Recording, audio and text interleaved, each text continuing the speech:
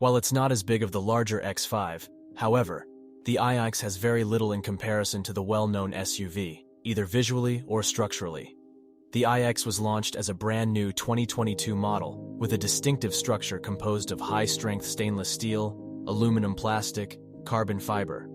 The chassis is built with a largely aluminum control arm suspension that has two lower links in front and an arrangement of multi-links in the rear.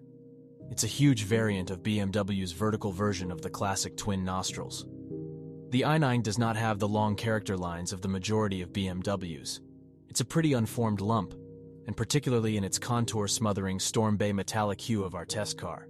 But it is an even lump with drag coefficient of 0.26, eyeing the M60 performance. The iX was initially launched with the xDrive 50, however. Now BMW has included an even more potent iX M60. It has upgraded forward and back electric motors that produce the maximum of 609 horsepower in the sport mode and 811 pounds of force using launch control. These numbers are higher by the xDrive 50's 94 horsepower and 247 pounds when compared with the xDrive 50. As you'd expect, these improvements are obvious. A 60 miles per hour acceleration takes just 3.2 minutes, while a quarter mile is completed in 11.5 minutes at 120 miles per hour. Both figures are an entire second better than the already quick xDrive 50. When you consider that the M60 weighs upwards of 3 tons, the speed is remarkable.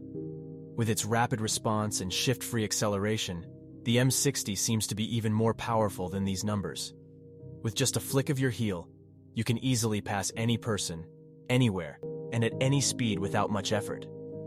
In order to accommodate the preferences of its driver to the preferences of its driver, the M60 offers various levels of regen brakes and one-pedal drive that requires just a brief adjustments and is extremely convenient in urban traffic. It's an option you quickly become familiar with.